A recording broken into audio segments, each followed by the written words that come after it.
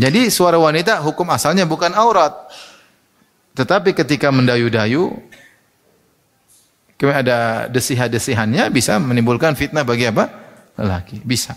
Makanya Allah larang. Kalau dia terfitnah dengan suara ustadznya, haram bagi dia untuk mendengar ceramah ustadz tersebut. Mungkin terjadi? Mungkin.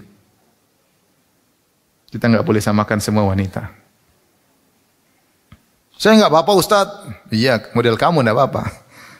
Model perempuan lain mungkin apa-apa. Mungkin apa-apa. Makanya nasihat saya kepada para teman-teman saya dari kalangan dai, tidak usah terlalu bergaya-gaya kalau mengisi pengajian, biasa-biasa aja. Ya. Di sana ada wanita-wanita yang hatinya lemah, mudah tergoda. Akhirnya lebih senang lihat ustaznya daripada suaminya. Sampai ada sebagian suami cemburu kalau lihat ustaz itu matiin, tidak mau, jangan nonton ustaz ini. Ini kenyataan, kenyataan. Jibril Radio, 24 jam non-stop, dengerin kajian tanpa ribet. Sehingga ulfah, kedekatan, itu adalah anugerah dari Allah Subhanahu wa Ta'ala.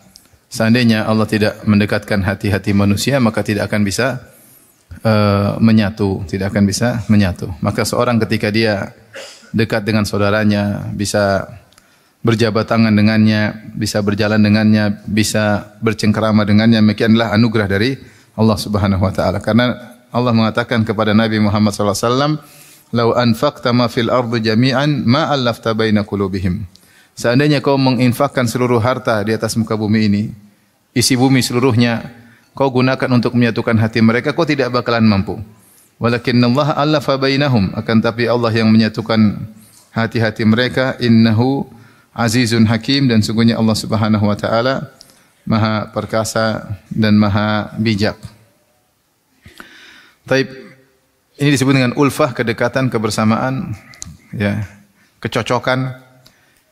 Kemudian Imam Bukhari membawakan hadis, beliau berkata, haddatsana Ahmad bin Asim qala haddatsana Sa'id bin Ufair qala haddatsani Ibnu Wahb an Haywah bin Shuraih an Darraj an Isa bin Hilal as-Sadafi an Abdullah bin Amr bin Al-As anin Nabi sallallahu alaihi wasallam annahu qala.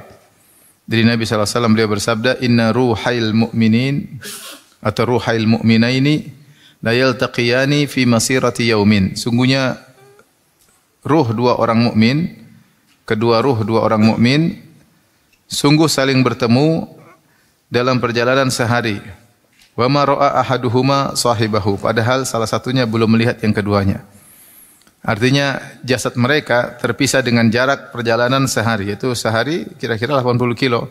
Ruh mereka sudah ketemu terlebih dahulu, sebelum jasad ketemu. Sehingga ketika ketemu ada kecocokan, karena ruh mereka telah bertemu sebelumnya. Ini menjelaskan bahwasanya bisa jadi dua orang saling cocok karena ruh mereka telah bertemu sebelumnya. Jadi ini mirip seperti hadis Nabi sallallahu alaihi wasallam di mana Rasulullah SAW bersabda, al arwahu junudun mujannadah fama ta'arafa minha talaf wa ma tanakara minha ikhtalaf. Allah ketika menciptakan ruh, Allah ciptakan ruh tersebut berkelompok-kelompok sebelum masuk ke alam, sebelum ditiupkan ke jasad manusia. Ruh itu diciptakan makhluk. Jadi ruh sebelum jasad. Dan ruh ketika Allah ciptakan berkelompok-kelompok. Nah, ketika mereka dihembuskan ke jasad-jasad terpisah-pisah.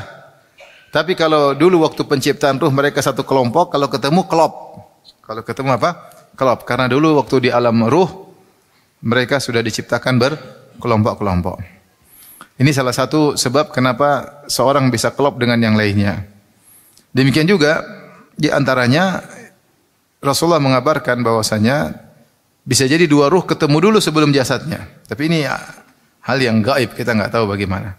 Jadi sudah saling ketemuan ruhnya sejauh jarak sehari perjalanan. Kalau sehari semalam sekitar 80 km ya. Artinya jarak jauh sebelum jasad ketemu, ruh mereka sudah ketemu terlebih dahulu. Ketika ketemu langsung terdapat kedekatan.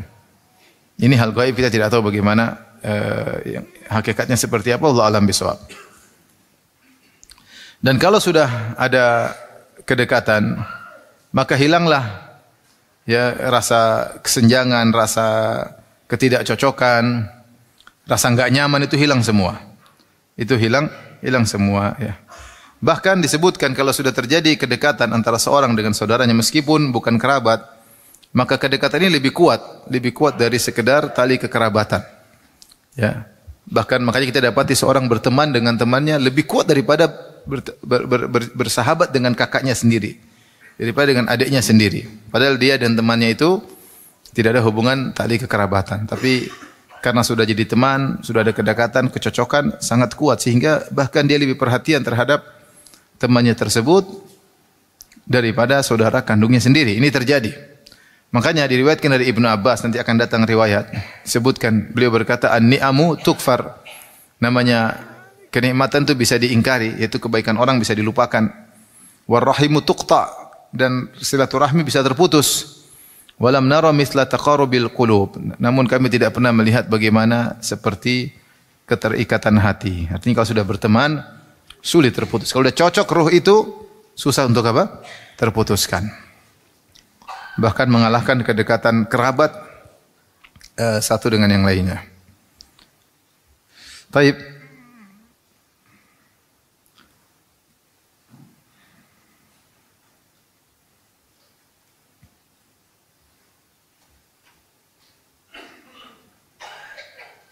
Hadis berikutnya yang tadi sudah kita singgung. Imam Bukhari berkata, qala hadatsana Abdullah bin Muhammad qala hadatsana Sufyan an Ibrahim bin Maisarah an Tawus an Ibni Abbasin qal. Dari Ibnu Abbas radhiyallahu taala anhuma. Dan ini di antara keistimewaan kitab Al-Adabul Mufrad. Al-Imam Bukhari dalam kitab Al-Adabul Mufrad sering menyebutkan asar-asar dari para sahabat.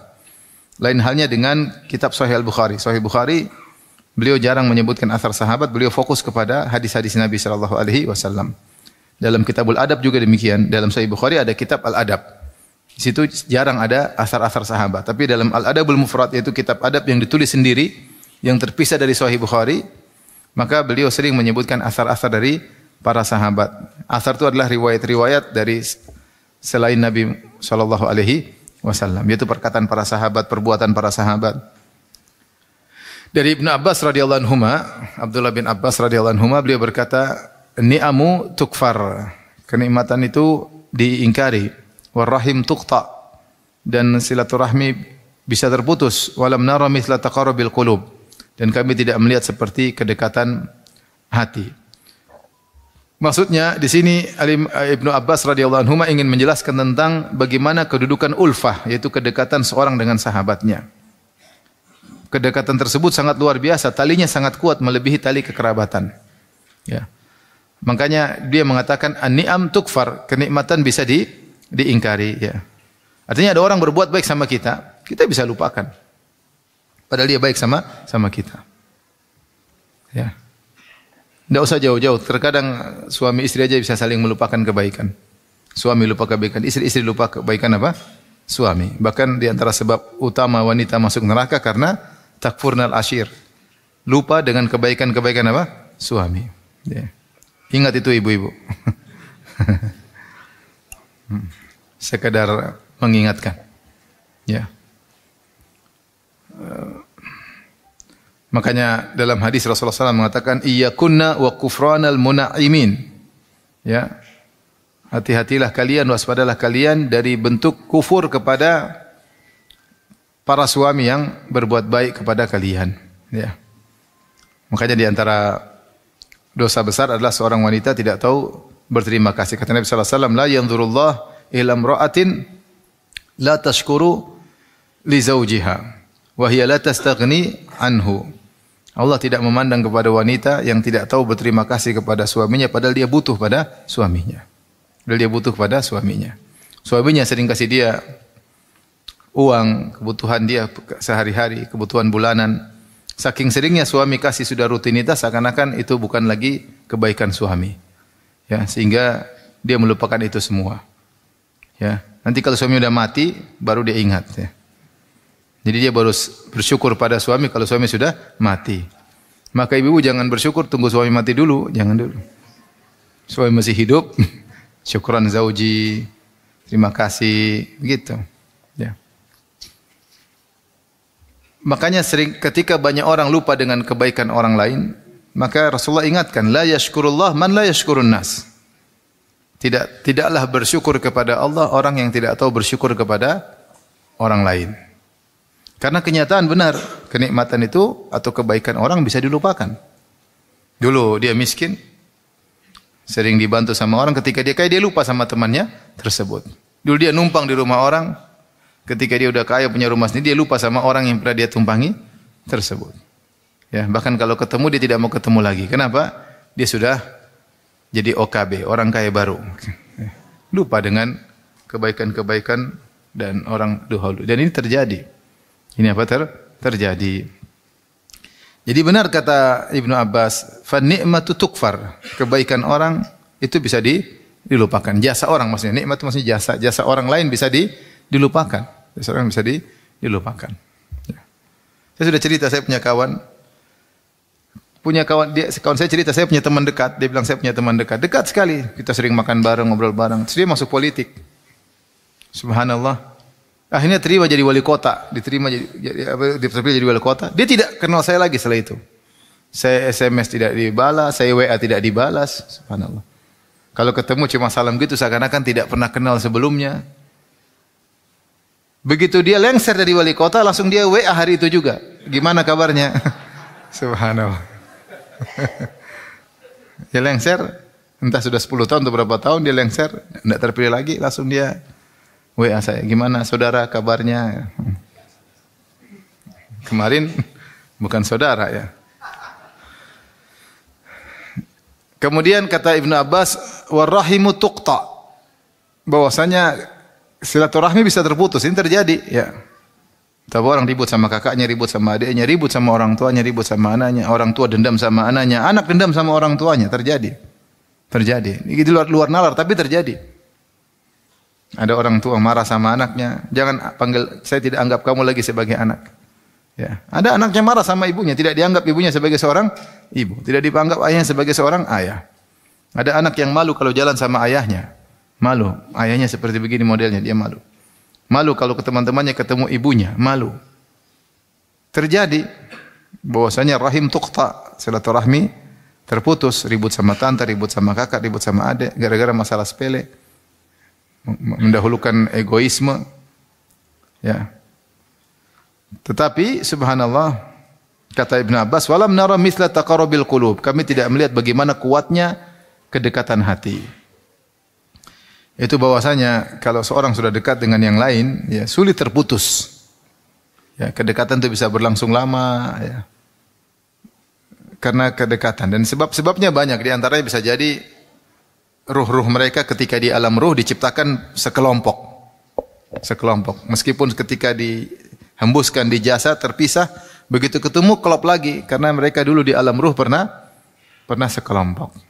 Atau tadi yang hadis kita sebutkan, bisa jadi mereka tidak sekelompok tapi ruh itu ketemu dalam jarak yang jauh sebelum jasad ketemu satu dengan yang lainnya.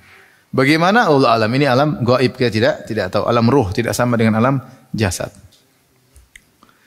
Dan kalau sudah ada kedekatan hati, maka ini penting sehingga tidak ada namanya suudzon, tidak ada dendam, tidak ada kedengkian.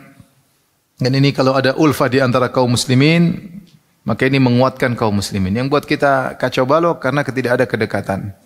Saling mencari kesalahan, saling menjatuhkan, saling merendahkan, saling tidak memberi uzur. Kalau ada saudaranya terjatuh dia ketawain. Ini yang terjadi sehingga jadilah lemahlah kaum muslimin yang sudah Allah ingatkan, wala takunu kalladzina tafarraqu wakhtalafu min ba'di ma ja'ahumul bayyinat. Ya, janganlah kalian seperti orang-orang ahlul kitab yang tercerai-berai, terpecah-pecah setelah datang penjelasan bagi mereka. Setelah datang Taurat, mereka terpecah-pecah. Wa ulaika lahum adzabun azim, bagi mereka azab yang pedih. Baik. Hadis berikutnya Imam Bukhari berkata, qala haddatsana Farwah bin Abi Al-Mighra qala haddatsana Al-Qasim bin Malik an Abdullah bin Aun an Umair bin Ishaq qala. Ini sama dari salaf juga. Umair bin Ishaq berkata, kunna natahaddatsu anna awwala ma yurfa'u minan nasi al-ulfah. Kami dulu ngobrol di antara kami atau kami disampaikan bahwasanya anna awwala ma yurfa, pertama kali yang diangkat dari manusia adalah al-ulfah, kedekatan. Ulfah adalah kedekatan, ya. Beliau bercerita bahwasanya ulfah di antara kaum muslimin sudah mulai hilang, ya. Sudah mulai tidak ada. Dulu ada, kalau sudah ada kuat, sekarang ulfah tidak ada, tidak sempat klop sebelumnya. Jadi sudah jarang kaum muslimin yang klop. Sudah jarang yang nyaman, ya. Sehingga terjadilah perpecahan, pertikaian, cerai-berai, saling hasad di antara mereka, saling dengki di antara mereka, saling mencari kesalahan orang lain, bahagia kalau ada yang terjatuh. Dan sebabnya rata-rata karena duniawi. Karena apa? Duniawi. Gontok-gontokan, saling merendahkan, saling menghinakan. Ya. Dan kalau sudah ulfah diangkat, kedekatan di antara kaum muslimin diangkat oleh Allah Subhanahu wa taala, maka yang terjadi adalah kerusakan. Makanya sudah pernah kita bahas sebelumnya, Rasulullah SAW bersabda, "Wa iyyakum wal bughdhah." Waspadalah kalian dari sikap saling benci di antara kalian. Fa innaha hiyal haliqah. Sungguhnya sikap bermusuhan, benci adalah pencukur habis, penggundul. La aqulu lakum tahliqu sya'ar. Bukan maksudku penghabis rambut atau penggundul rambut, walakin tahliqud din, tetapi kebencian itu mengikis habis agama. Mengikis habis agama. Dan itu yang terjadi di sebagian saudara-saudara kita. Lihatlah bagaimana pertikaian di antara mereka. Kita ngelihatnya sedih, ya, saling menjatuhkan, saling merendahkan, saling mentertawakan, saling menghina, ya. Permusuhan luar biasa. Melihat saudaranya lebih benci daripada orang kafir. Lihat orang kafir dia bisa ketawa-ketawa, sama muslim bencinya luar biasa. Sehingga kebenciannya kepada seorang muslim lebih daripada kebencian terhadap orang kafir. Waliyadzubillah. Jadi inilah timbangan sudah salah, barometer sudah keliru. Ya, ada aturan dalam Islam namanya al-wala wal bara. Al-wala wal bara, loyalitas dan al-bara, berlepas diri. Kalau sama seorang mukmin, bagaimanapun dia, tetap harus ada loyal kepadanya selama dia masih muslim. Tentu loyal kita kepadanya tergantung ketakwaannya. Semakin takwa kita semakin loyal. Semakin kurang takwa kita semakin berlepas diri. Tetapi bagaimanapun tetap saja masih ada loyal, masih cinta. Dia seorang muslim, dia mengucapkan la ilaha illallah wa Muhammadur Rasulullah. Selama dia masih begitu, kita enggak boleh membenci dia 100%, enggak boleh, dilarang. Karena ada aturan al-hubbu fillah wal bughdhu fillah. Cinta karena Allah, benci karena Allah. Kita cinta kepada dia sekadar sesuai dengan kadar keimanannya dan ketakwaannya, dan kita benci kepada dia sesuai dengan kadar kesalahannya, kemaksiatannya. Sehingga seorang muslim selama dia tidak jadi kafir, maka tidak boleh kita benci kepada dia 100%, enggak boleh. Mungkin loyal kita menurun karena dia seorang pelaku maksiat atau kurang ajar, pelaku dosa besar, tapi tidak boleh kita benci 100%. Ya, apapun yang terjadi, ya, apapun yang terjadi. Ya. Sebaliknya orang kafir, bagaimanapun dia telah kafir kepada Rasulnya, maka kebencian kita 100%. Kalaupun kita ada cinta karena urusan duniawi, urusan apa? Duniawi. Yang terjadi sekarang sebagian kaum muslimin kalau melihat orang muslim yang lain bencinya 100%, bahkan lebih daripada benci terhadap orang kafir. Dan ini sekarang yang terjadi di antara kaum muslimin, ya. Entah mereka ditunggangi atau memang terjadi karena sebab-sebab kesalahan mereka. Intinya terjadi pertikaian, permusuhan luar biasa di antara kaum muslimin, saling gotong-gotongkan, saling menjatuhkan, saling merendahkan, saling menghina dan seterusnya lengkap. Ya. Wallahu alam bagaimana penghujungnya, ya. Tapi kita jangan ikut-ikutan. Sampai saya katakan sama kawan-kawan, meskipun ada ahlul bid'ah yang musuhi kita, tetap dia muslim. Tidak boleh kita benci dia 100%. Kita ingin dia dapat hidayah. Meskipun kamu dimusuhi, meskipun kamu diusir, meskipun dia tetap seorang muslim. Tetap dia seorang apa? Muslim. Meskipun dia menghina kita, nuduh yang tidak-tidak, tetap dia seorang apa? Muslim. Tidak boleh benci 100%, tidak boleh. Tidak boleh kita menyikapinya seperti menyikapi seorang kafir. Kita lihat sebagian saudara-saudara kita sama orang kafir luar biasa, penghormatan, Tapi sama orang mukmin penghinaan. Menghormati, mengagungkan orang kafir tapi menghina sesama muslim. Ini salah, ini barometer yang apa? Keliru. Maka apapun yang terjadi, ada perbedaan di antara kita, perselisihan misalnya, urusan duniawi atau urusan agama, maka muslim tetap muslim. Jangan kita melampaui batas. Jangan kita melampaui batas. Ada namanya al-wala wal bara. Karena kalau ulfah sudah diangkat, maka jatuhlah kaum muslimin. Rasulullah telah mengatakan, al-muslim ma'al muslim kal bunyan yashuddu ba'duhu ba'dha. Seorang muslim seperti apa? Bangunan yang kuat, saling menguatkan satu dengan yang lain. Tapi kalau bermusuhan, saling menghancurkan, saling merendahkan, saling menghinakan. Oleh karenanya namanya ulfah harus dijaga, dijaga. Kalau kita ada kedekatan sama seorang muslim yang lain, kita jaga. Semua sebab-sebab yang bisa mendatangkan ulfah, kedekatan, kenyamanan dilakukan. Dan semua sebab-sebab bisa menimbulkan pertikaian, permusuhan, kerenggangan, maka dijauhi. Maka coba kita lihat syariat Islam. Semua syariat Islam yang diajarkan oleh Nabi mengajarkan kepada persatuan. Makanya disuruh salat berjamaah. Ya, supaya ketemu satu dengan yang lainnya. Kemudian 5 kali dalam sehari, belum salat Jumat, belum salat Id. Ada namanya haji ya. Ini semua syariatnya sama, kalau puasa semua, kalau berbuka semua ya. Ya. Kemudian disyariatkan untuk salam, untuk senyum ya. Disyariatkan untuk memaafkan, meredam amarah. Ini semua syariat agar ulfah tetap terjaga. Disyariatkan untuk husnudzon, berbaik sangka supaya ulfah tetap terjaga. Ya. Innamal mu'minuna ikhwah. Sungguhnya kaum mukmin adalah saling bersaudara. Dan semua yang menyebabkan kerenggangan dalam Islam dilarang ya. Permusuhan, kebencian, suudzon ya. Tajassus, cari-cari kesalahan dengan melihat, tahassus, cari-cari kesalahan dengan mendengar. Ya. Ini semua dilarang ya. Berbicara dua orang satu tidak diajak, bisa menyedihkan yang lainnya, dilarang dalam syariat ya. Semua hal yang bisa menyebabkan perpecahan dilarang. Membeli di atas pembelian saudara, menjual di atas penjualan saudara, menyelisih janji dan macam-macam. Oleh karenanya kita berusaha dalam hidup ini segala yang bisa menimbulkan pertikaian kita jauhi ya. Bab berikutnya, babul mizah, bab canda. Mizah artinya apa? Canda. Bercanda. Wallahu alam bisawab.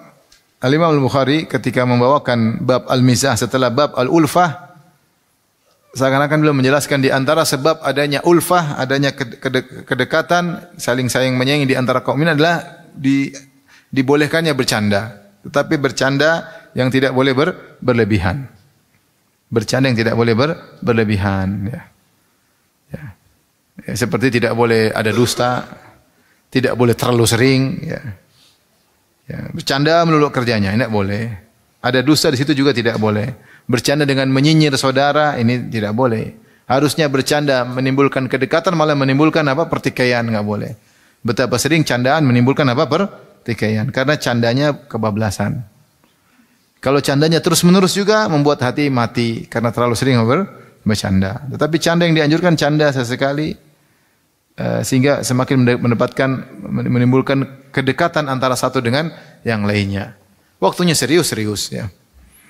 Taib Al-Imam Al-Bukhari berkata, qala haddatsana Musaddad, qala haddatsana Ismail, qala haddatsana Ayyub an Abi Qilabah, an Anas bin Malik qala, dari sahabat mulia Anas bin Malik radhiyallahu anhu, beliau berkata, atan Nabi sallallahu alaihi wasallam ala ba'dhi nisaihi wa ma'ahunna Ummu Sulaim. Faqala ya Anjashah Ruwaidan ya.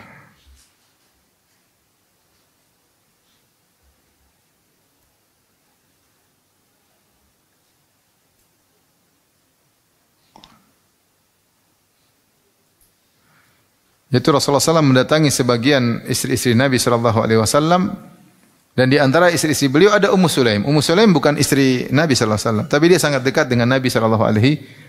Ummu Sulaim adalah ibunya siapa? Anas bin Malik. Ummu Sulaim. Jadi Ummu Sulaim menikah dengan Malik. Malik ini kafir. Ketika Ummu Sulaim masuk Islam, maka suaminya marah. Kemudian suaminya tidak mau masuk Islam, kemudian pergi, kemudian meninggal. Tapi punya anak namanya Anas bin Malik. Jadi bapaknya kafir, Malik. Anas bin Malik bin Nadhr kalau enggak salah namanya. Ummu Sulaim kemudian menikah dengan Abu Talha. Kemudian menikah dengan siapa? Abu Talha.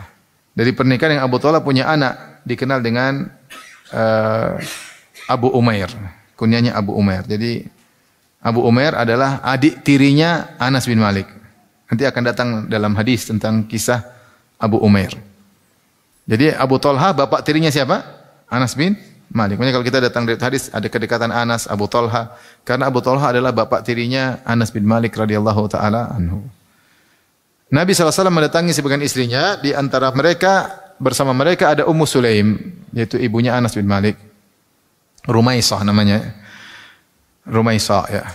Ada yang mengatakan Gumaisah ya. Faqala, ada yang mengatakan Rumaisah. Faqala ya Anjashah, maka Rasulullah SAW berkata, ya Anjashah, ruwaidan sawqaka bil qawarir. Wahai Anjashah, pelan-pelan kau menggiring onta-onta yang sedang ditunggangi oleh kaca-kaca. Al-qawarir jamak dari qarurah. Qarurah adalah botol zujajah, tempat taruh sesuatu, benda cair. Ada yang mengatakan disebut qarurah karena kalau sudah dimasukkan air dalam situ, istiqrar, airnya kokoh dan tidak tumpah dari botol tersebut ya. Qarurah artinya apa? Botol. Maka Rasulullah mengatakan, wahai Anjasa, pelan-pelan kalau bawa botol-botol. Di sini Rasulullah SAW menyamakan para wanita dengan botol-botol yang mudah pecah. Karena Anjasa ini dia suka melakukan huda. Huda itu dia bersenandung, bernasyid dengan nasyid khusus yang membuat onta-onta semangat berjalan. Jadi kalau mereka sedang bersafar, ontanya lagi loyo, maka penggembala ini atau penggiring onta ini dia bernasyid dengan satu nasyid tertentu sehingga ontanya apa? Semangat. Nah, Anjasa ini nasyidnya mantap sehingga ontanya terlalu apa? Semangat. Sementara di atas onta-onta itu ada istri-istri Nabi, ada ibu-ibu. Maka Rasulullah takut terpengaruh. Terpengaruh, takut jatuhkah, takut apakah. Maka Rasulullah berkata, Anjashah, ya Anjashah, ruwaidan sawqaka bil qawarir. Pelan-pelan menggiring onta, hati-hati dengan botol-botol yang mudah pecah tersebut. Qala Abu Qilabah yang meriwayatkan di sini berkata, fatakallama an-nabi sallallahu alaihi wasallam bi kalimatin law takallama biha ba'dukum la'ibtumuha alaihi. Sungguh Rasulullah telah mengucapkan satu kata, kalau kalian yang mengucapkannya, salah seorang dari kalian mengucapkan itu akan dicela. Qauluhu sawquka bil qawarid, itu perkataan Nabi, hati-hati dengan apa? Botol-botol. Yaitu seakan-akan Abu Qilabah mengatakan, ada yang mengatakan dia berkata kepada penduduk kota tertentu, tidak mengapa kita menamakan wanita dengan qawarir. Karena Rasulullah sendiri pernah mengucapkannya, wanita ditasbih atau diumpamakan seperti kaca-kaca yang mudah pecah. Seandainya zaman sekarang ada orang ngomong begitu, mungkin dicela, kamu kok menyamakan perempuan dengan kaca. Sungguhnya Nabi pernah mengucapkan lafal tersebut. Taib, di sini yang menjadi perhatian kita, Nabi SAW dipahami oleh Imam Bukhari bercanda dengan mengatakan wanita seperti apa? Kaca. Ya. Tentu wanita yang dengar Rasulullah mengatakan ya Anjasha ruwaidan sawqaka bil qawarir. Ketika Rasulullah mengucapkan demikian, tentu wanita juga pada dengar. Oh, Nabi bilang kita apa? Kaca. Mungkin mereka ini candaan Nabi SAW, tapi ini benar. Karena Nabi tidak pernah bercanda kecuali al-haq, kecuali dengan perkataan yang benar, tidak ada kedustaan. Taib. Kenapa para wanita disamakan dengan qawarir, dengan kaca-kaca? Banyak penjelasan para ulama. Ya. Ada yang mengatakan sebab Nabi mengatakan mereka qawarir karena mereka lemah. Ya. Lemah. Kaca mudah pecah atau tidak? mudah pecah. Wanita juga dha'ful binyah, tubuh mereka juga lemah. Kemudian ada yang mengatakan juga karena anjasa terlalu merdu. Ketika dia bersenandung terlalu merdu, khawatir menimbulkan fitnah pada sebagian apa? Wanita. Ini dibahas oleh sebagian ulama. Khawatir menimbulkan fitnah pada sebagian apa? Wanita. Kalau suara anjasa yang dia adalah budak yang hitam, ketika dia bersenandung dengan merdu bisa menimbulkan fitnah bagi wanita, bagaimana lagi kalau yang nyanyi Korea? Ini anjasa budak hitam. Mungkin tidak terlihat oleh mereka, tapi suaranya merdu. Buktinya bikin onta semangat untuk berjalan. Ada sebenarnya mengatakan, Nabi khawatir para wanita yang lemah tersebut terpengaruh dengan suaranya siapa? Anjasa. Karena suara merdu lelaki bisa menimbulkan fitnah. Gimana lagi kalau yang bernyanyi adalah lelaki Korea. Ganteng, tampan, cantik. Lelaki cantik ya. Wajahnya sudah dioperasi sana sini, jadi kayak boneka, cantik. Bisa terfitnah dengan pendengaran dan penglihatan plus K-pop kan ya? Ya. K-pop. Dulu saya bingung, K-pop itu apa? Ternyata Korean pop. Alhamdulillah. Alhamdulillah saya nggak suka lagu-lagu kayak gitu. Ya. Alhamdulillah ya. Jadi mau saya bagaimana wanita bisa terfitnah? Hati mereka lemah. Hati mereka lemah. Maka sebagaimana wanita bisa memfitnah laki-laki dengan suara, Allah berfirman dalam surat Al-Ahzab, ya, fala takhdha'na bil qaul fayatma'a alladhi fi qalbihi marad wa qulna qawlan ma'rufa. Wahai istri-istri Nabi, janganlah kalian merendahkan suara, itu suara terlalu mendayu-dayu, terlalu rendah ketika berbicara. Kenapa? Fayatma'a alladhi fi qalbihi marad. Khawatir lelaki yang punya penyakit akan condong. Ya. Ada hasrat. Wa qulna qawlan ma'rufa, ucapkanlah kata-kata yang wajar. Jadi perempuan kalau bicara sama laki-laki biasa-biasa aja. Jangan keras, jangan juga lembut, biasa aja. Ustaz, saya mau bertanya. Oke kan? Ustaz, repot. Kalau ustaznya bencong, enggak apa-apa begitu. Kalau ustaznya normal ya. Jangan juga keras-keras. Ustaz, saya mau tanya Ustaz. Tanya apa? Enggak juga, biasa aja. Qaulan ma'rufa, kata-kata yang wajar. Tidak boleh dikerasin, tidak boleh direndahin. Jadi suara wanita hukum asalnya bukan aurat. Tetapi ketika mendayu-dayu, kemudian ada desihan-desihannya, bisa menimbulkan fitnah bagi apa? Lelaki. Bisa. Makanya Allah larang. Allah larang. Nah, demikian juga suara lelaki berdasarkan hadis ini, kalau ini tafsiran sebagian ulama, bahwasanya Rasulullah menegur anjasa karena dia ketika bersenandung terlalu merdu, bisa masuk meresap ke hati para wanita, bisa terfitnah dengan suaranya. Maka pelan-pelan, jangan terlalu mendayu-dayu. Ada yang menafsirkan demikian ya. Maka seorang laki pun kalau bicara dengan wanita pun yang biasa-biasa aja ya. Jangan genit, karena sebagian laki-laki lebih genit daripada perempuan. Ya. Genit dengan kata-katanya, terkadang genit dengan WhatsApp-nya. Ya. WhatsApp-nya genit. Ngeri. Dan namanya laki-laki perempuan pasti ada strom ya. Kalau ketemu pasti ada stromnya, karena demikianlah kodrat lelaki tertarik dengan wanita dan wanita tertarik dengan apa? Laki-laki. Oleh karena jangan membuka celah-celah yang ke arah sana, enggak boleh sama sekali. Gara-gara hal-hal yang terkait dengan seksualitas dan semisalnya, enggak boleh kita main-main dengan perempuan. Ya. Sampai ketika ada, jangan sampai dai, kalau ada dai kemudian ceramahnya sambil mendayu-dayu, sambil berdesih-desih juga bisa bikin fitnah wanita. Wanita tertarik karena suaranya merdu.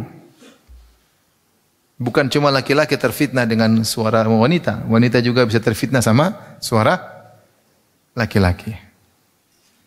Jadi kalau saya terlalu merdu-merdu, tegur ya. Kalau mendesak-desak tegur nggak boleh, nggak boleh. Wanita juga punya hati, mereka juga punya perasaan, mereka juga bisa terfitnah. Sampai saya ditanya, Ustadz, saya ditanya di Mi'al, saya ditanya, Ustadz, saya kalau ikut kajian Ustadz Fulan, saya terfitnah Ustadz. Bolehkah saya hadir kajian? Saya bilang jangan, tidak boleh. Atau saya kalau melihat dia saya terfitnah, tidak boleh lihat. Haram. Ulama sepakat. Kalau hukum wanita melihat wajah lelaki, khilaf. Sebagian ulama dari ulama Syafi'iyah mengatakan tidak boleh, haram. Meskipun tanpa syahwat. Sebagian mengatakan hukum asal tidak mengapa, jadi haram kalau bersyahwat. Tapi kalau melihat lelaki bersyahwat, semua ulama tidak ada khilaf. Bahwasanya hukumnya apa? Haram. Ketika dia melotot, melongok lihat ustadznya, ya, maka hendaknya dia tidak boleh lagi lihat ustadz tersebut. Kalau dia terfitnah dengan suara ustadznya, haram bagi dia untuk mendengar ceramah ustadz tersebut. Mungkin terjadi, mungkin. Kita nggak boleh samakan semua wanita. Saya nggak apa-apa ustadz. Iya, model kamu nggak apa-apa. Model perempuan lain mungkin apa-apa. Mungkin apa-apa. Makanya nasihat saya kepada para teman-teman saya dari kalangan dai, tidak usah terlalu bergaya-gaya kalau mengisi pengajian, biasa-biasa aja. Ya. Di sana ada wanita-wanita yang hatinya lemah, mudah tergoda. Akhirnya lebih senang lihat ustaznya daripada suaminya. Sampai ada sebagian suami cemburu kalau lihat ustaz itu matiin, tidak mau, jangan nonton ustaz ini. Ini kenyataan, ya, kenyataan. Biasa-biasa aja ya. Ya. Kalau kita sudah biasa-biasa, ada yang terfitnah, itu salah wanita itu sendiri. Tapi kalau kita sendiri mengada-ngada sehingga membuat wanita terfitnah, maka kita yang berdosa, kita yang berdosa. Saya cerita diri saya sendiri. Ya. Saya pernah ngisi di kampung, naik gunung. Itu kampung lah. Kalau sudah naik gunung itu kampung nggak? Kampung. Naik gunung, masjid kecil. Ketika saya naik ke atas, saya terlambat datang gitu. Mau sholat maghrib, mereka tunggu saya jadi imam. Akhirnya mereka nunggu-nunggu saya datang. Ketika saya baru naik di masjid, ternyata ibu-ibu yang teriak, Ustadz Firanda. Aduh. Saya bilang, saya udah gemuk, kadang songkok miring, masih begini. Gimana lagi yang keren, kemudian ganteng, gagah ya. Tapi saya bilang, insya Allah saya tidak, mudah-mudahan saya tidak berdosa. Karena saya biasa-biasa aja, insya Allah ya. Ya, itu aja. Maksud saya sebagian bisa begitu. Gimana lagi dengan kalau kita mendayu-dayu, kemudian berbicara mendayu-dayu, kemudian pakai keren, gagah, wah itu bahaya ya. Maksud saya bukan cuma lelaki yang bisa terfitnah dengan apa? Wanita. Wanita juga bisa terfitnah oleh suara apa? Laki-laki. Apalagi dengan wajah laki-laki, dengan penampilan laki-laki. Taib. Ini di antara tafsiran. Jadi Rasulullah mengatakan, ya Anjasyah, ruwaidan sauqaka bil qawarir. Wahai Anjasyah, pelan-pelan dalam menggiring suaramu itu ketika menggiring para onta-onta. Namanya huda. Ya. Di sini Nabi menyamakan wanita dengan qawarir ya, dari sebanyak sisi. Qarurah yaitu botol mudah pecah, kaca mudah pecah, ya. Jadi qawarir itu bisa artinya kaca, botol tempat air, bisa juga artinya apa? Kaca. Seperti kata Nabi Sulaiman, sarhum mumarradun bil qawarir. Ketika Bilqis datang kemudian Nabi Sulaiman bikin istananya pakai kaca. Kaca tersebut luas. Tidak ada sambungan-sambungan. Kalau ada sambungannya kelihatan kan? Saking luasnya kaca tersebut, sehingga di bawahnya ada air. Sehingga ketika Bilqis mau masuk, dia menyangkal langsung ke air. Padahal di atasnya ada apa? Kaca. Sampai sekarang belum ada orang bisa bikin istana seperti itu. Sampai sekarang belum ada. Sampai sekarang. Padahal sudah tahun 2024. Sebentar lagi 2025. Tidak ada yang bisa bikin seperti itu. Makanya Bilqis kagetnya ya. Fakasyafat an saqaiha. Akhirnya dia pun angkat betisnya, angkat roknya, kemudian terlihat apa? kedua betisnya. Jadi qarir itu kaca atau botol ya. Nah, Rasulullah menyamakan wanita dengan qarir, di antaranya pertama tadi lemah, kemudian mudah pecah. Jadi mereka sangat perasa, sangat baper. Ini harus kita pahami para laki-laki. Wanita itu apa? Baper. Bawa perasaan. Mudah tersinggung ya. Kemudian kalau sudah pecah susah kembali. Susah kembali. Mau disusun lagi susah. Makanya kalau kita sakiti hati mereka, mereka susah untuk melupakan itu, susah. Itu sifat wanita. Kok bisa begitu? Dari sananya memang begitu. Sudah kodratnya begitu. Kalau disakiti susah untuk melupakan kesalahan tersebut. Ya. Maka dia ingat-ingat terus. Ya. Maka seorang harus mengerti bahwasanya wanita itu seperti kaca yang mudah retak. Maka dia harus pelan-pelan. Kalau disikapi dengan cara lembut, jangan dikerasi. Kalau keras bisa pecah. Ya. Kalau pelan-pelan enggak, insyaallah taala. Digiring pelan-pelan, digendong pelan-pelan, dibimbing pelan-pelan, maka akan bisa berhasil. Kalau paksa, keras, berlebihan, maka akan pecah. Kalau udah pecah, susah untuk kembali. Tapi di sini intinya Rasulullah sallallahu alaihi wasallam menyamakan wanita dengan kaca dalam bentuk mizah, candaan. Tetapi canda Nabi adalah hak. Ya, tidak ada salahnya. Tidak ada dustanya.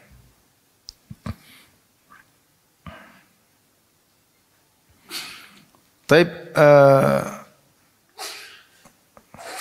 hadis berikutnya, Imam Bukhari berkata, qala hadatsana Abdullah bin Saleh, qala hadatsani Laits, qala hadatsani Ibnu Ajlan an abihi au Sa'id an Abi Hurairah radhiyallahu anhu qalu ya Rasulullah, para sahabat berkata, innaka tudaibuna, sungguhnya engkau mencandai kami. Qala, kata Nabi, inilah aqulu illa haqqan. Benar, aku mencandai kalian, tapi aku tidak berkata kecuali yang benar. Itu aku tidak pernah bercanda dengan candaan yang bohong, tidak pernah. Ya. Dan akan datang nanti bagaimana candaan-candaan Nabi sallallahu alaihi wasallam. Bosnya candaan-candaan Nabi semuanya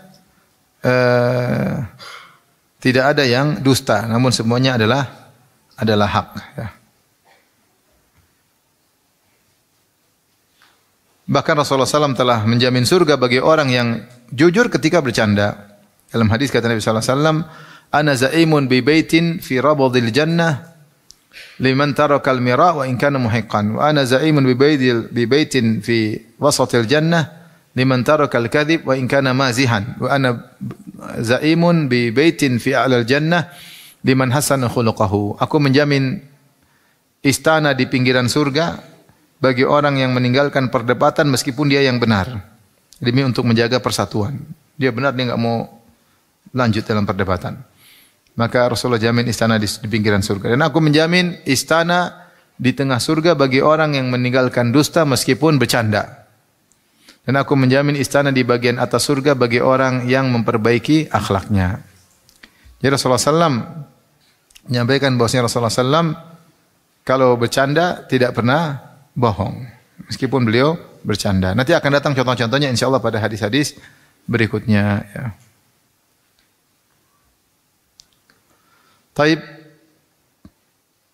Maka ini menjadi perhatian kita, kalau bercanda jangan sampai bohong. Jujur aja, ya. Jangan sampai ada bohong. Hadis berikutnya, Imam Bukhari berkata, qala hadatsana Sadaqah qala akhbarana Mu'tamir an Habib an Abi Muhammad an Bakar bin Abdullah qala kana ashabun Nabi sallallahu alaihi wasallam yatabadahuna bil batikh fa idza kanatil haqa'iqu kanu humur rijal.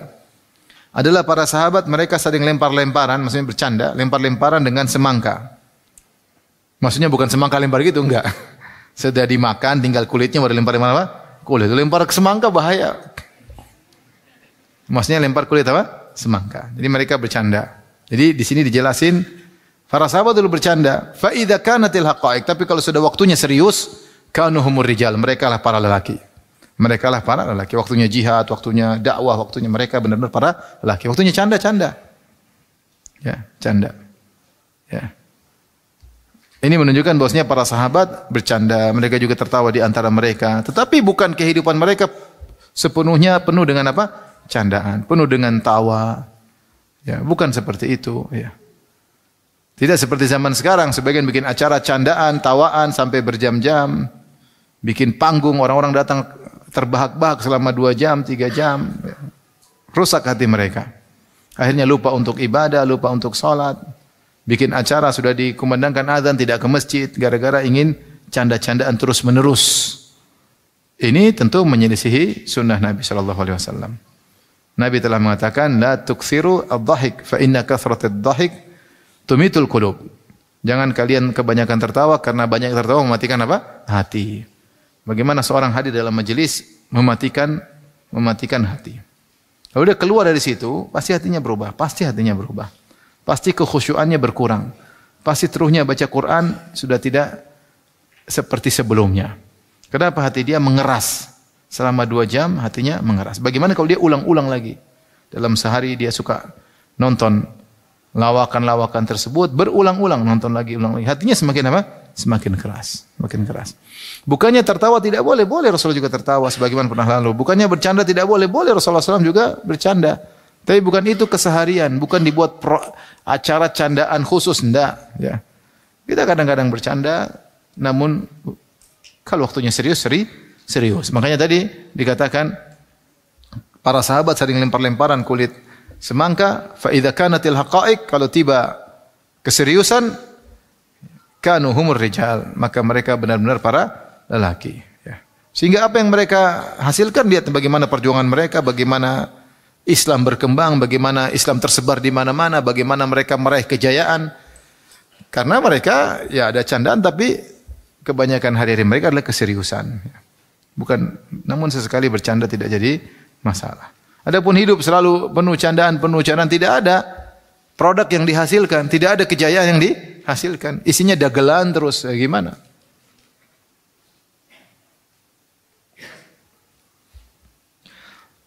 Kecandaan yang sedikit mendatangkan ulfah, mendatangkan kedekatan. Kedekatan, menghilangkan kerenggangan. Orang mungkin marah kita candain, kemudian dia jadi apa namanya, senang ya. Tadinya mau marah enggak jadi marah ya. Kemudian Imam Bukhari membawakan hadis, qala hadatsana Bishr bin Muhammad qala akhbarana Abdullah qala akhbarana Umar bin Sa'id bin Abi Husain an ibni Abi Mulaikah qala mazahat Aisyatu inda Rasulillah. Suatu hari Aisyah bercanda di sisi Rasulullah, di sisi suaminya. Faqalat ummuha, maka ibunya Aisyah minta uzur sama Nabi, itu Ummu Ruman, istrinya Abu Bakar As-Siddiq. Maka dia minta uzur buat putrinya, dia berkata, ya Rasulullah, ba'dhu du'abati hadzal hayy min Kinanah. Ya Rasulullah, ini Aisyah tadi candaan, dia hanya nukil candaan yang diwariskan dari sebagian kabilah dari Kinanah, itu orang Quraisy, kabilahnya orang Quraisy, mereka punya candaan ini. Mungkin ada cerita lucu, ada candaan lucu atau perbuatan lucu. Candaan yang kemudian dilakukan oleh Aisyah di hadapan Nabi sallallahu alaihi wasallam. Kemudian ibunya Aisyah merasa tidak enak, maka dia pun minta uzur. Dia bilang, ya Rasulullah, seakan-akan bahasa kita, maaf tadi Aisyah canda ya, ini karena candaan kampung, gampangnya gitulah. Candaan apa? Kampung. Maka Rasulullah SAW tidak menyalahkan. Rasulullah SAW mengatakan, bal ba'dhu mazhina hadzal hayy. Ini memang biasa, maksudnya bahkan ini adalah candaan kami dari kabilah kami. Ya, Rasulullah juga mengaku itu tidak jadi masalah. Ini candaan yang memang sudah diketahui di antara kami, seperti ini model candaan, dan ini tidak mengapa. Jadi Rasulullah SAW mentakrir, membolehkan, tidak menyalahkan Aisyah radhiyallahu taala anha. Jadi canda tidak mengapa selama tidak berlebih-lebihan. Ya. Tadi, atuda'ibuna ya Rasulullah, engkau mencandai kami, kata Rasulullah SAW, na'am, walakin la aqulu illa haqqan. Iya, tapi aku tidak mengucapkan kecuali hak, kecuali benar. Contoh candaan Nabi, hadis berikutnya, Al-Imam Bukhari rahimahullah berkata, qala hadatsana Muhammad bin Sabbah, qala hadatsana Khalid wa huwa ibnu Abdullah, an Humaid At-Tawil, an Anas bin Malik, qala jaa rajulun ila Nabi sallallahu alaihi wasallam yastahmiluh, datang seorang laki kepada Nabi minta dapat tunggangan. Jadi mungkin mereka mau jihad, tidak punya tunggangan, karena jihad kalau zaman dahulu sampai ratusan kilo.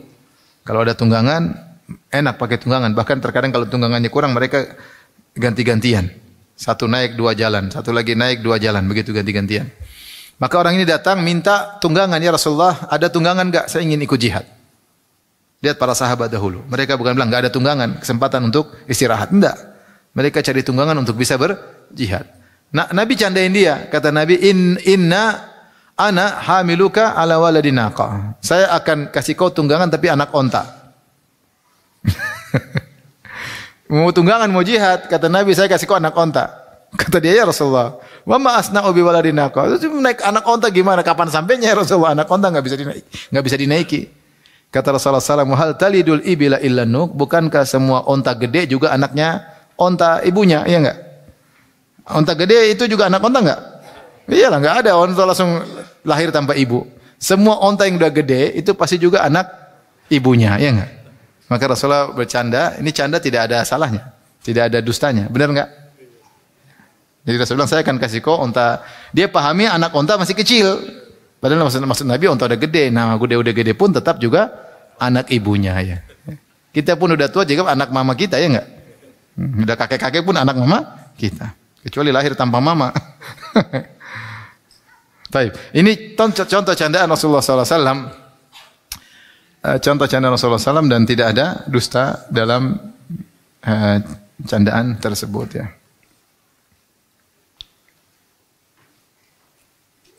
Saya pernah candain ustaz saya, namanya Ustaz Abu Sa'ad rahimahullah.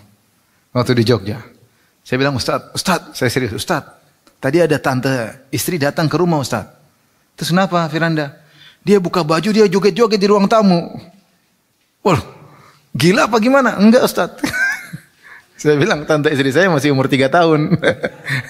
Jadi ini perempuan ini dalam di orang Bugis, dia masih setara dengan tante. Karena ini anaknya nenek istri saya. Jadi kan tante. Dikata Ustaz Abu Sa'ad, gila apa? Enggak. Umur tante bayangkan buka baju joget-joget di ruang tamu. Ternyata tante istri saya masih umur 3 tahun. Taib, babul mizah ma'as sabi. Bab bercanda dengan anak kecil. Al-Imam Bukhari rahimahullah berkata, qala haddatsana Adam, qala haddatsana Syu'bah, qala haddatsana Abu Tayyah, qala sami'tu Anas bin Malik yaqul. Anas bin Malik berkata, kana Nabi sallallahu alaihi wasallam la yukhalituna hatta yaqula li akhin li saghir ya Aba Umair ma fa'ala Nughair. Nabi sallallahu alaihi wasallam berbaur dengan kami. Anas bin Malik pembantu Nabi, ya. Pembantu Nabi. Tapi Nabi begitu tawadhu'nya, Nabi sering ke rumahnya Anas bin Malik. Itu pembantunya, tapi Rasulullah sering main ke rumah pembantunya. Bahkan Rasulullah pernah salat di rumah pembantunya. Hatta yaqula li akhin li saghir, sampai Rasulullah berbaur dengan adikku masih kecil. Tadi anaknya Abu Talha. Saya kan tadi Anas bin Malik. Malik kafir atau muslim? Kafir. Anas bin Malik bin Nadar. Malik kafir. Terus ibunya Anas tadi siapa? Ummu Sulaim. Nah, Ummu Sulaim ketika Malik sudah meninggal, dia menikah dengan Abu Talha. Abu Talha musyrik. Kata Ummu Sulaim, kalau kau nikah sama saya enggak usah mahar, yang penting kau masuk Islam itu maharmu. Akhirnya Abu Talha masuk Islam supaya bisa nikah sama Ummu Sulaim. Kemudian punya anak dari pernikahan tersebut namanya Abu Umair, masih kecil ini. Nanti anak ini sakit kemudian meninggal dunia. Jadi dia lebih muda daripada Anas bin Malik. Nah, Abu Umair ini punya peliharaan burung. Ternyata burungnya sakit, kemudian burungnya mati. Akhirnya dia sedih ketika lihat burungnya mati. Datang Nabi SAW kebetulan lagi ke rumahnya Anas, lihat si kecil masih lagi sedih. Maka Nabi datangi dia. Nabi candain, ya Aba Umair, wahai Abu Umair, apa yang terjadi dengan burung kecilmu? Jadi Rasulullah maksudnya menyempatin diri untuk ngobrol sama anak masih kecil. Jadi menunjukkan akhlak Nabi SAW. Ya. Nyempatin ngobrol sebentar, ini menyenangkan dia. Dan ini dalil bahwasanya anak-anak butuh candaan. Rasulullah tidak datang itu burung mati, jangan sedih, semua sudah takdir Allah. Enggak. Rasulullah candain. Itu kalau udah gede baru udah takdir qadarullah. Alhamdulillah kulli hal. Masih kecil kita candain mah. Dia lagi sedih ya, burungnya mati kemudian kita seriusin. Jangan. Udah begitu aja nangis. Masih banyak nanti cariin burung yang lain. Enggak, itu kalau kita ya. Kalau Nabi enggak ya. Anak-anak itu butuh apa? Butuh dicandain. Namanya juga anak-anak. Jangan anak-anak, istri aja butuh dicandain. Apalagi anak-anak. Maka jangan disikapi seperti orang dewasa. Lihatlah Rasulullah SAW begitu sibuknya tetap saja ada waktu bahkan mencandai anak kecil tersebut.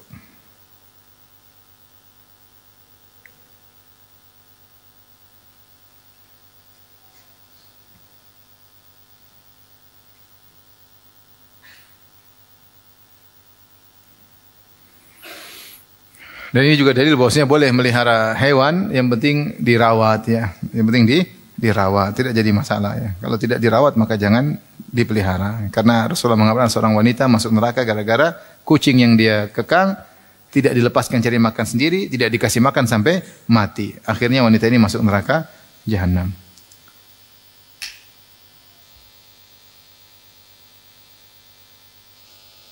Hadis berikutnya terakhir dalam pertemuan kita kali ini, Imam Bukhari berkata, qala hadatsana Ibnu Salam qala hadatsana Waqi' an Muawiyah ibni Abi Muzarrad an abihi an Abi Hurairah radhiyallahu anhu akhadha an-nabiy sallallahu alaihi wasallam bi yadil Hasan awil Husain. Rasulullah SAW memegang tangan Hasan atau Husain radhiyallahu anhuma, salah satunya. Summa wada'a qadamaihi. Kemudian dia meletakkan kakinya di Nabi sallallahu alaihi wasallam, summa qala taraqqa, kata Nabi naik, ayo naik, manjat.